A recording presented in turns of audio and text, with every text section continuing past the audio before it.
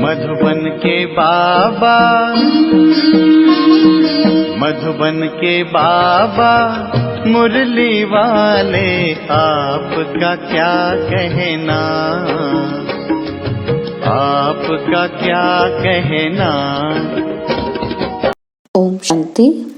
आज 21 फरवरी 2023 के साकार मधुर महावाक्य हैं।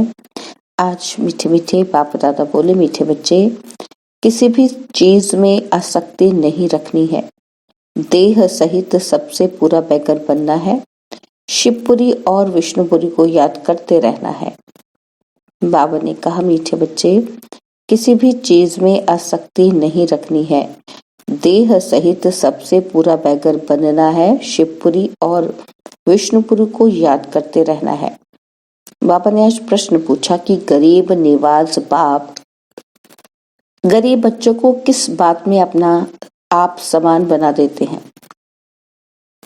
तो उत्तर में बाबा कहते, जैसे मैं फ्राक दिल हूँ, कखपन ले तुम्हें बादशाही देता हूँ, ऐसे तुम बच्चे भल गरीब हो लेकिन फ्राक दिल बनो। थोड़े पैसे से भी एक गॉडली यूनिवर्सिटी खोल दो, इसमें खर्चा कोई नहीं।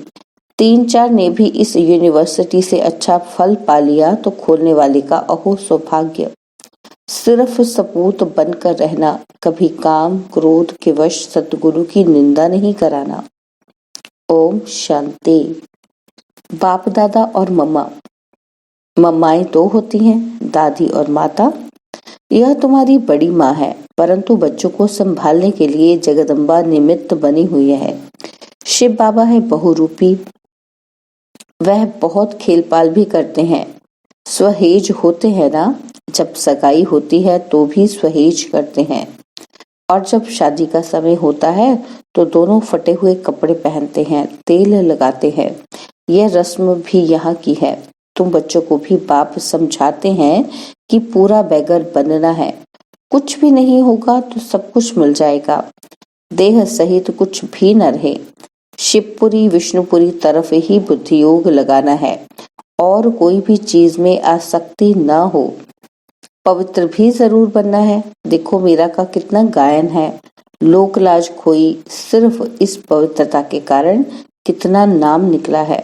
उनको तो ज्ञान अमृत भी नहीं मिला, सिर्फ श्री कृष्ण से प्रीत थी। कृष्णपुरी में जाने के लिए विष को छोड़ा। जैसे स्त्री पति के पिछाड़ी सती बनती है ना, तो अब ऐसे तो नहीं कि मीरा याद करते करते कोई कृष्णपुरी में गई। उस समय कृष्णपुरी तो है ही नहीं। मीरा को 500-700 वर्ष हुए होंगे। भक्तन भी बहुत अच्छी थी, इसलिए कोई अच्छे भक्त के घर जन्म लिया होगा। उनका नामाचार कितना चला आता है। वह तो मीरा भक्तन थी। तुम सभी ज्ञान मीराएं बनती हो। तुम आए हो सूर्यवंशी चंद्रवंशी महारानी बनने के लिए। भल पहले अनपढ़े पढ़े के आगे भरी ढोते हैं, परंतु महारानी तो बनेंगे ना। अगर बचपन को भूल हाथ छोड़ दिया तो फिर कभी नहीं महारानी बनेंगी और ही प्रजा में कम पद पाएंगी। बैकुंठ में तो आएंगे, परंतु कम पद।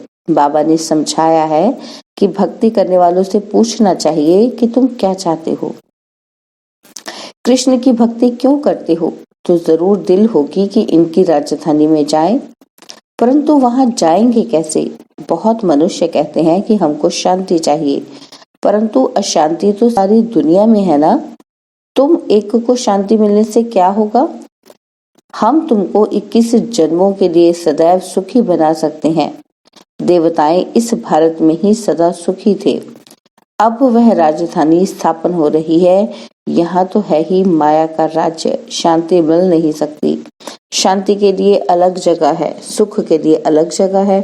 सुख धाम में सब सुखी होते हैं, कोई एक भी दुखी नहीं रहता, और दुख धाम में फिर एक भी सुखी नहीं रहता। यथा राजा रानी तथा प्रजा सब दुखी ही दुखी हैं। सुख धाम में कभी जानवर भी दुख नहीं पाते, और शांति की दुनिया ही अलग है, जिसको निर्वाण धाम कहते हैं। कहते हैं फलाना निर्वाण धाम गया, परंतु गया कोई भी नहीं है। अगर खुद चला गया तो फिर क्या करके गया। सब दुखी ही दुखी हैं। कितने लड़ाई झगड़े हैं। वह कहते हैं कि हमारे देश से हिंदू निकल जाएं, और वह कहते हैं फलाने निकल जाएं। एक दो को सहन नहीं कर सकते। अब बाप भी देखते हैं कि अनेक धर्म हो गए हैं तो लड़ते रहते हैं, इसलिए सभी देह के धर्मों को निकाल देते हैं। बाप कहते हैं जो भी धर्म वाले हैं सबको हम देह के धर्मों से निकाल देंगे। सत्युग में सिर्फ एक देवता धर्म रहता है। ये सब ज्ञान तुम बच्चों की बुद्धि में है। चित्र में हाथ में चित्र उठाए जाकर वानप्रस्थियों को समझाना चाहिए, मंदिरों में जाना चाहिए, उनसे पूछना चाहिए शंकर के आगे शिव दिखाते हैं तो जरूर वह शंकर से बड़ा हुआ ना। अगर शंकर भगवान का रूप है तो फिर उनके सामने शिवलिंग रखने की क्या दरकार है। सन्यासी अपने को ब्रह्मज्ञानी तत्वज्ञानी कहते हैं, शिव का उनको पता भी नहीं है। तत्व तो रहने का स्थान है, वह फिर ब्रह्म और तत्व को भी एक नहीं मानते। अच्छा, ब्रह्म ज्ञानी तत्व ज्ञानी है, फिर अपने को शिव क्यों कहलाते। वह तो समझते हैं शिव भी एक ही है, ब्रह्म भी एक ही है। अब वो ब्रह्म तो है ही रहने का स्थान। मनुष्य तो बहुत मूंझे हुए हैं। तुम बच्चों को अब होशियार होना है। तुम सन्यासियों को भी समझा सकते हो, उनसे भी कोई निकलेंगे जो असल देवी देवता धर्म के होंगे, वह झट ज्ञान को समझ लेंगे। कोई 3-4 जन्मों से कन्वर्ट हुए होंगे तो इतना जल्दी नहीं निकलेंगे, ताजे गए होंगे तो झट निकलेंगे। बाबा में कशिश है ना, बाप है चुंबक और आत्माएं हैं सुइयां। अब सुइयों पर जंग चढ़ी हुई है, कट वाली सुई ऊपर कैसे जाए। पंख टूटे हुए हैं, कट वाली चीज मिट्टी के तेल में डाली जाती है। बाबा भी इस ज्ञान अमृत से सबकी कट निकालते हैं, फिर हम सच्चा सोना बन जाएंगे। तुम अभी पत्थरनाथ से पारसनाथ बनते हो। भारत पारसपुरी था, अब देखो सोने का दाम कितना चढ़ गया है, फिर वहां बहुत सस्ता हो जाएगा। तो भारत जो अब पत्थरपुरी बना है वह फिर पारसपुरी बनेगा। हमारी बुद्धि में ये चक्र फिरता रहता है, सारा दिन चक्र बुद्धि में फिरेगा, तब ही चक्रवर्ती राजा रानी बनेंगे। दुनिया में इन बातों को कोई भी नहीं जानते हैं। तुम जानते हो कि सत्युग में जो राज्य करते हैं उनके 84 जन्म होते हैं और फिर त्रेता वालों के जरूर कम होंगे। कहाँ 84 जन्म और कहाँ फिर 84 लाख कह देते हैं। फिर तो कल्प भी इतना लंबा होना चाहिए जो इतने लंबे हों। ये हैं सब गुपोड़े, हमेशा पहले तो चित्र सामने दे देना चाहिए। पैसा तो तुम कभी नहीं मांगना, तुम्हारा काम है उनको देना। कुछ भी उनको देना होगा तो आप ही देंगे।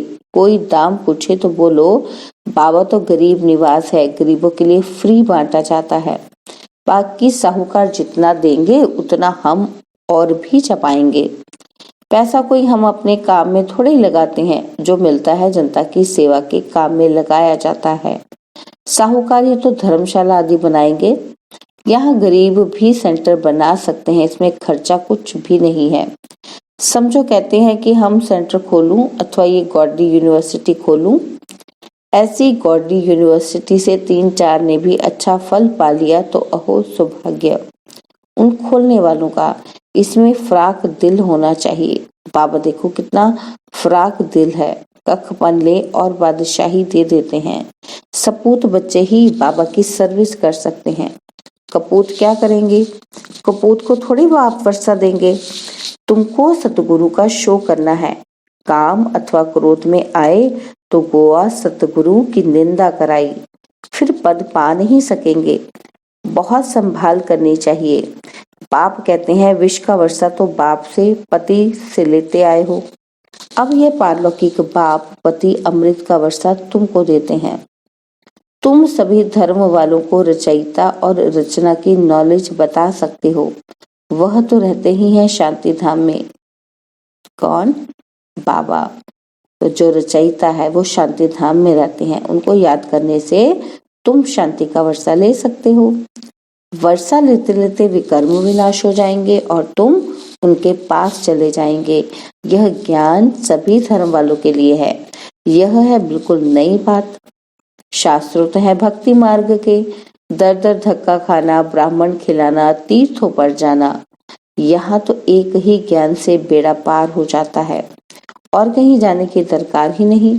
तो मीठे मीठे बच्चे, अब तुम स्वर्ग में चलते हो। जो विष पीने वाले हैं वह विघ्न तो जरूर टालेंगे, क्योंकि सारी दुनिया धुंधकारी है। देखो, भारत में पवित्रता नहीं है तो धक्के खाते रहते हैं, हंगामे हैं, स्ट्राइक करते रहते हैं, गवर्नमेंट का नाक में दम चढ़ा देते हैं और गवर्नमेंट साफ कह देती है कि इतना खर्चा हम कहाँ से लाएं। तो वे कहते हैं कि तुम लोग मौज उड़ाते हो, धन इकट्ठा करते हो, और हमने क्या गुनाह किया है? हमको तनख्वाह चाहिए, स्ट्राइक कर लेते हैं तो धंधा ठहर जाता है। ये सब होना ही है। कहाँ सब्जी नहीं मिलेगी, कहीं दूध नहीं मिलेगा, जहाँ तहाँ खिटपिट है।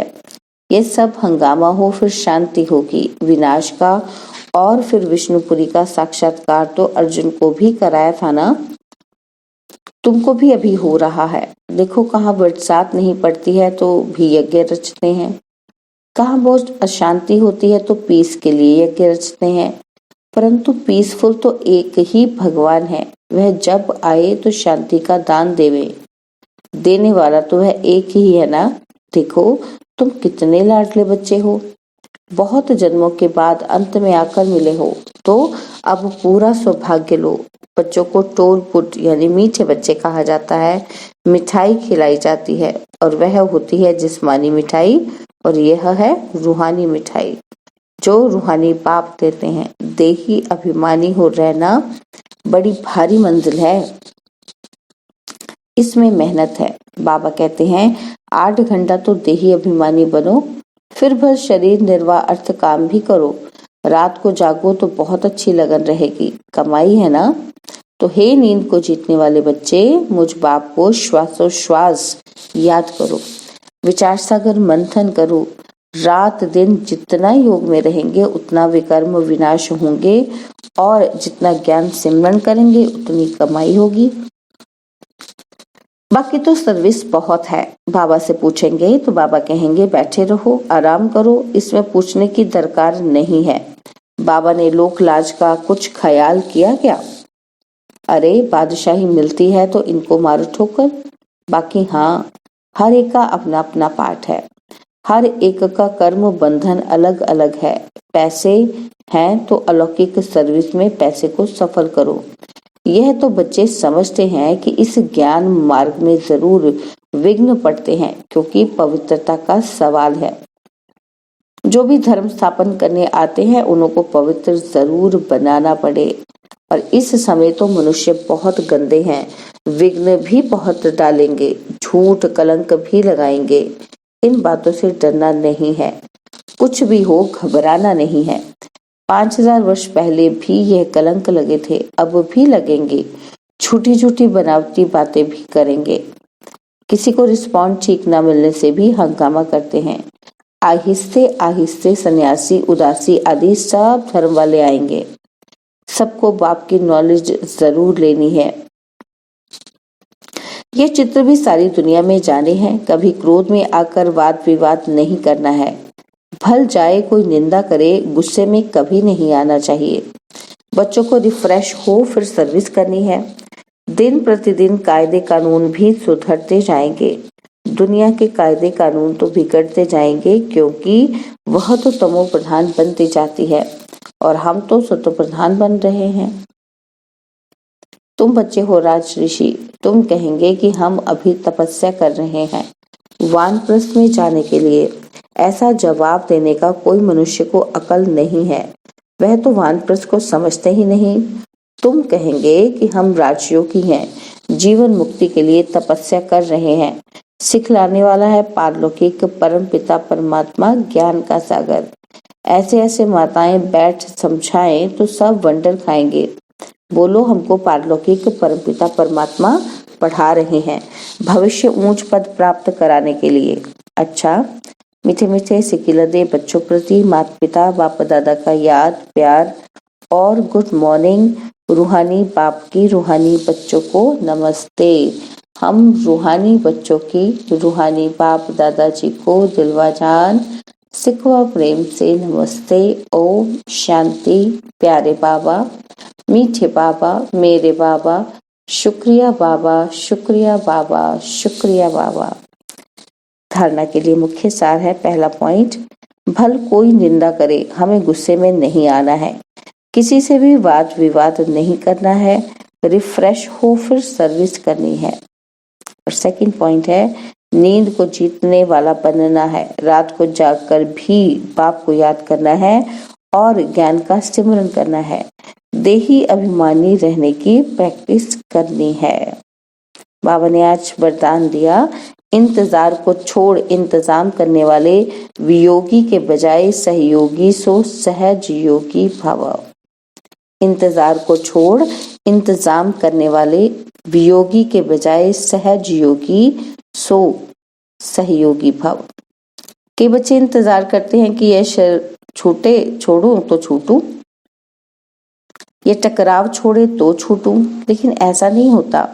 यह तो माया के विघ्न व पढ़ाई में पेपर समय प्रति समय भिन्न भिन्न रूपों से आने ही हैं। तो ये इंतजार नहीं करो कि फलाना व्यक्ति पास करे, फलानी स्थिति पास करे, नहीं, मुझे पास करना है, ऐसा इंतजाम करो। सदा श्रीमत की अंगुली के आधार पर चलते सहज योगी सो सहयोगी बनो, कभी सहयोगी कभी वियोगी नहीं।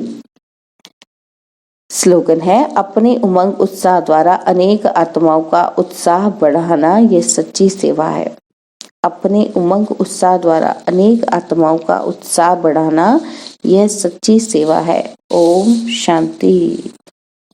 और अब यह एक बहुत अच्छी वीडियो भी जरूर देखें।